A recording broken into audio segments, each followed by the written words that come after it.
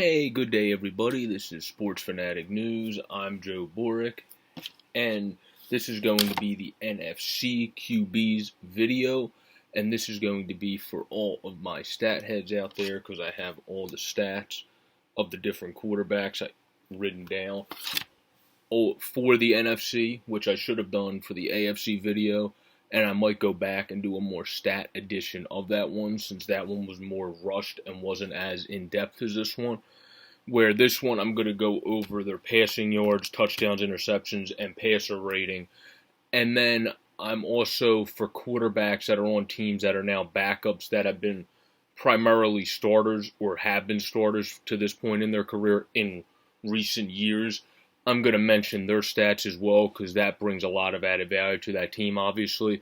A guy that hasn't been a starter in recent years that won't be mentioned there is a Matt Schaub, who brings more at this point of his career added value, backing up Matt Ryan as a veteran presence than necessarily what he could do on the field at this point of his career. Also, because we haven't really had to see that in any pivotal moments due to the fact that Matt Ryan doesn't get injured much in terms of when the Falcons have been successful, and when he has got injured, the Falcons haven't been that successful whenever Matt Schaub has had to sub in. But anyway, we're going to start with the NFC South, and that's going to bring us to the Saints, who have a very good quarterback room, and then potentially three very solid quarterbacks, depending where you consider Taysom Hill. But they have Winston, who's the only guy to throw over 5,000 yards last year. The problem was he had a 30-for-30 clip with 33 touchdowns and 30 interceptions for an 84.3 rating. But the thing is, as I've stated before, if you look at Jameis Winston in his season, I have written here from a previous video, his most picks before last season were 18, and that was when he was 22 years old in 2016. Last season, he just very much spiked up, and also in an Arians-style offense, and obviously Bruce Arians is a hell of a coach, but with a gunslinging quarterback, your pick rate's probably going to go up because he likes being able to mix his offense up, air it out, spread the ball around. Jameis just needs to be able to do that with more consistency and more poise and being able to kind of pick out the little open spots in the defense that hasn't been that great at doing, especially last season consistently.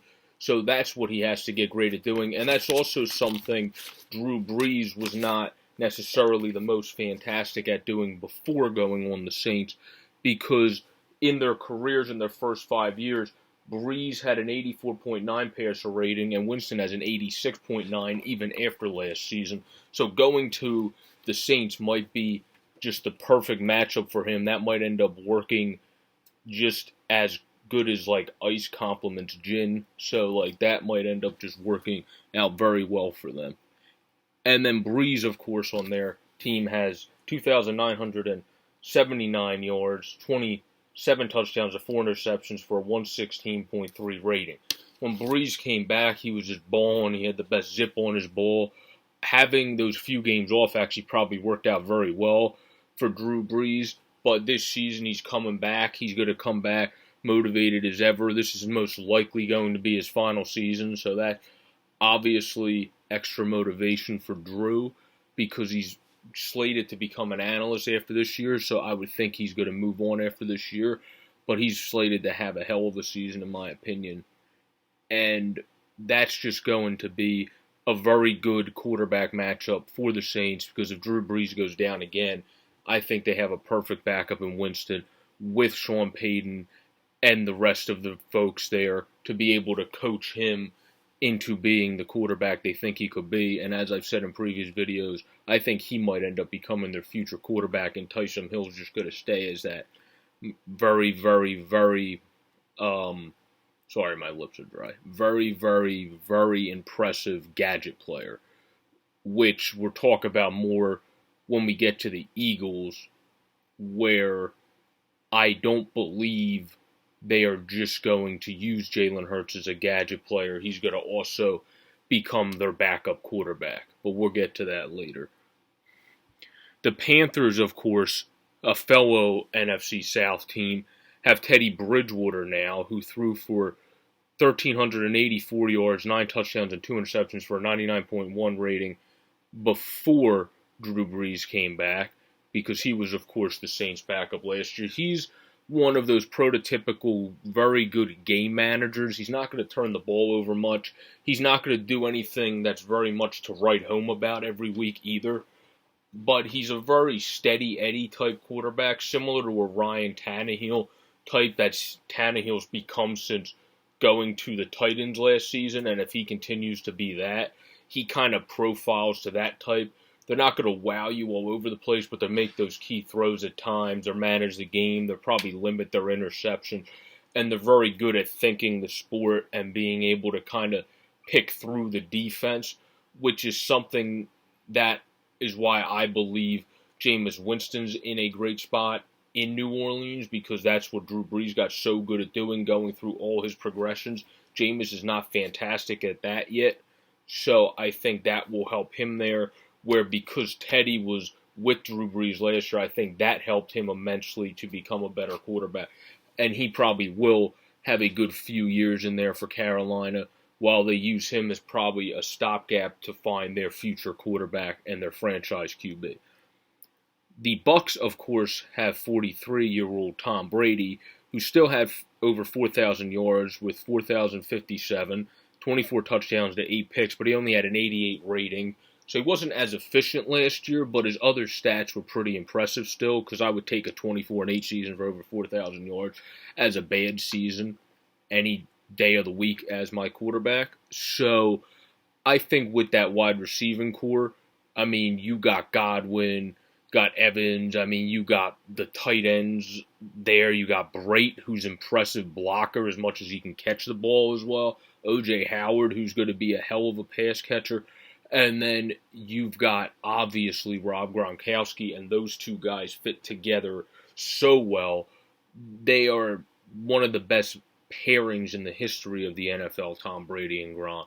So that's going to be exciting for Bucs fans to get to see that together as one again. And moving on to the Falcons, we already talked about the fact that they have Matt Schaub as a backup, so we'll move right to Matt Ryan, who have 4,466 yards, 26 touchdowns, and 14 picks, and a 92.1 rating. So what Ryan needs to do is, I think he's going to have a higher touchdown clip next year, and he's going to have a lower interception clip. Normally, Matt Ryan's stats are more eye-popping, and he still had a pretty good season. Again, if that's your bad season, one of your more off seasons in your career, I would take that any day of the week. So I don't think Matt Ryan is by any means close to being done. I think he still has many years of great football left, and I think the Falcons are a team that could be a team to contend with this year, especially because I think he's going to up the ante and have one of his best seasons in a long while. Now, we will move on to the NFC North and start with the Lions, who, of course, have Matthew Stafford. Matthew Stafford last year was on pace to have a remarkable season before getting injured. He had a 106 rating before getting injured. He already had 2,499 yards to 19 touchdowns and 5 interceptions in a very little amount of games played before getting injured. He was on pace. Dan Orlovsky tweeted it out yesterday to have, or a couple days ago, to have a hell of a season. Check out his Twitter account for it, because he had all the numbers there, that he was on pace to be one of the highest rated quarterbacks last year if he didn't get injured. So obviously Matthew Stafford's still a hell of a quarterback. Their concern is their offensive line, being able to block for him. At this point of his career, you do not want him taking immense amounts of hits. You don't want any quarterback taking that, but with all the hits he's taken already in his career, you need to be able to protect him better, and then he can still be a very successful quarterback. The issue with the Lions is the rest of their team, and number one, their coaching. So you need to get all that figured out and see if their coach, Matt Patricia, can actually step up. And then moving on to the Packers, who have Matt LaFleur and Aaron Rodgers, who in a down season, according to many, had 4,002 yards, 26 touchdowns, 4 interceptions to a 95.4 rating. Again, if that's a down year, that's a hell of a down year. I think anybody would take that down season.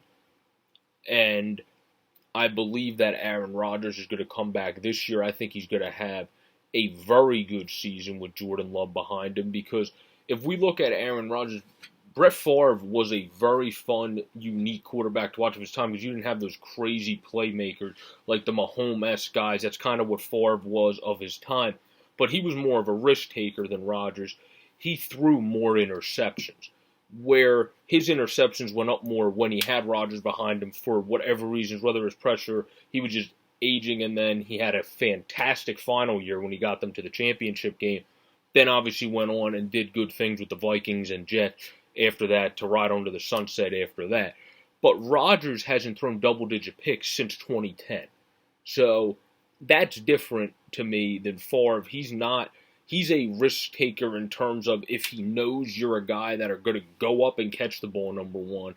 And number two, if you don't go up and catch the ball, he throws a ball that only you can catch, or it's going to get overthrown, that the other guy's not going to be able to catch it. He's very good at being able to figure those things out. Rodgers, as Stephen A. Smith says, is a bad man. So, I mean, there's no complaints about Aaron Rodgers.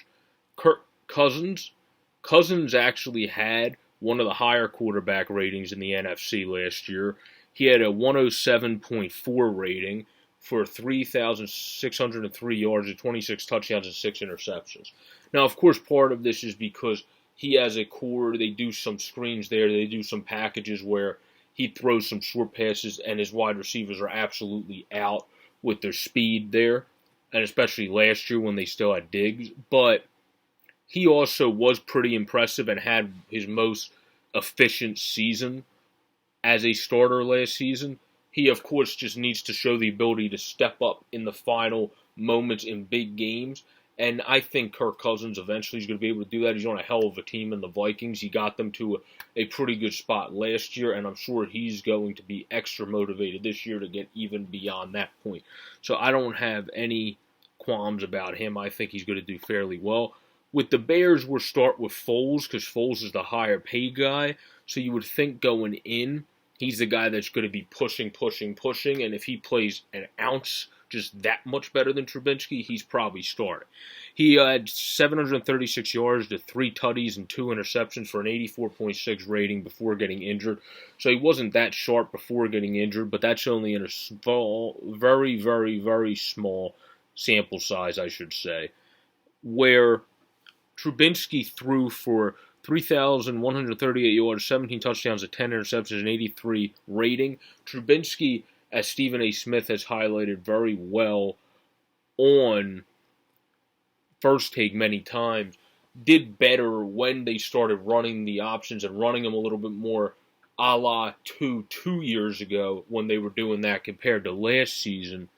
But that doesn't mean you can keep doing that just to make him a good quarterback. But he's a guy that can develop as a backup potentially. He's a guy that likely is a guy that could profile as someone that would go to a team behind a good quarterback, and then maybe revitalize his career if that guy goes down for a short period of time, because he learned some very good things from that individual. So, or from individual coaches like Ryan Tannehill, for example, who obviously the coaching staff of Tennessee really got him locked into just becoming a great game manager and honing in on just making the plays while needed and not going above and beyond and just doing exactly what he needs to do to win them the game and then give it to Derrick Henry. But we will now move on to the NFC West, since we're going to finish with the almighty Eagles division last. The NFC West, we have the 49ers with Jimmy G, who had 3,978 yards to 27 touchdowns, 13 interceptions, and a 102 rating. Jimmy G also had one of the better ratings in the NFC. He did pretty well again in the regular season last year, and of course in the postseason as well. He just didn't step up in the final, most pivotal game when it was when it was obviously needed the most. But part of that also is, I believe Kyle Shanahan's a hell of a coach. I do think Kyle Shanahan, however, needs to give a little bit more faith in Garoppolo, because you saw when he made that one throw that he missed, that could have been a difference in that game. But I also feel if you gave him more faith and you used him more in pivotal moments throughout the season, rather than seeming like you hold him back at times, which you can clearly see looking at some footage last year, they would just overrun the ball at times, even in games where it looked like it was a better time to throw it there. Because I'm not talking about games they were owning it running. Keep doing it then, obviously. I'm talking about in games they would just do an adequate running. They still didn't always put the most faith in Jimmy G. I think that's going to change this year, because I think they hear that dialogue, and I think they want to expunge that dialogue and get rid of it as quickly as possible.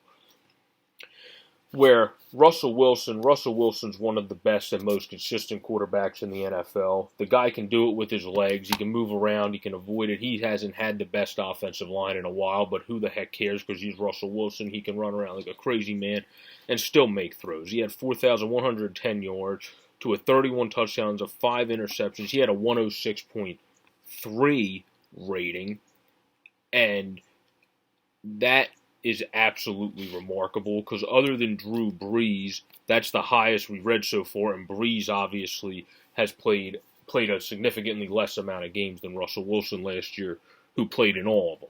So Russell Wilson is just going to continue to do amazing. He's not going to slow down. He's just a hell of a passer, a hell of an arm, and he can make any throw. And I don't think much more needs to be said about Russell Wilson. He's just going to consistently have good seasons. Goff, on the other hand, he still produced passing yards-wise last year. He still racked them up. He had 4,638 to 22 tutties and 16 interceptions. That's the problem, that touchdown-to-interception ratio. If you have 16 interceptions, you would like to see your touchdowns much closer to 30 than at 20. But I also think Jared Goff's going to continue to get better. He only had an 86.5 rating. That's the lowest of his career. So he's going to continue to grow and become a better quarterback and bounce back from his worst season of his career, where, again, yardage-wise, he did fairly well. He still did good some stats-wise, so he didn't have an overall bad year. He just didn't have a year you would expect from a guy that has the talent level of Jared Goff. So I think he'll bounce back. I think it was just maybe the first-year jitters after getting the big-ass contract, but I think he'll bounce back now.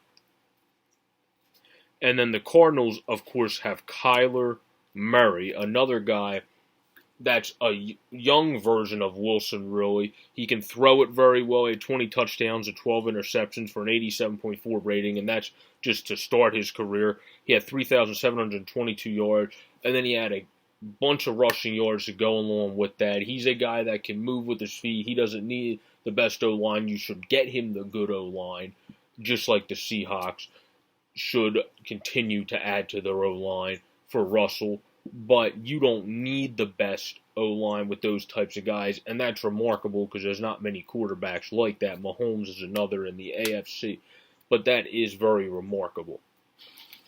And then we are now going to move on to, of course, the Eagles division. The Eagles division have, obviously, the Redskins quarterback Dwayne Haskins. We still are uncertain about him. He went 7 last year, 7 touchdowns, 7 interceptions for a 76.1 rating to 1,365 yards. So he didn't play enough for us to be able to make a fair gauge on him. He looked impressive after the interim head coach came in, after Jay Gruden left, but he did not look impressive when he came in with Jay Gruden, but I chalked that up as he was unprepared. So it seems like he definitely has some potential, and he's going to do pretty well. And as long as this coaching staff, which it looks like they're doing, is going to thoroughly invest in him, then I think he'll be perfectly fine. We just don't have enough to fully judge him yet. Now, Daniel Jones, or as they call him in New York, Danny Dimes, or as Nick Wright calls him, Danny Drops because of his fumbles, that's what I wanted to bring up just because he needs to hone in on those fumbles. Otherwise, he had a very good season where his fumbles really brought down his production rate. Because he had 3,027 yards, the 24 touchdowns, 12 interceptions as a rookie for an 87.7 rating.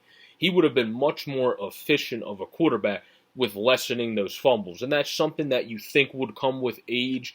He's a guy that we knew had to grow a little bit more. But he had a productive season, a very Very productive season, honestly, just minus the fumbles. So that's something that you think could be fixed.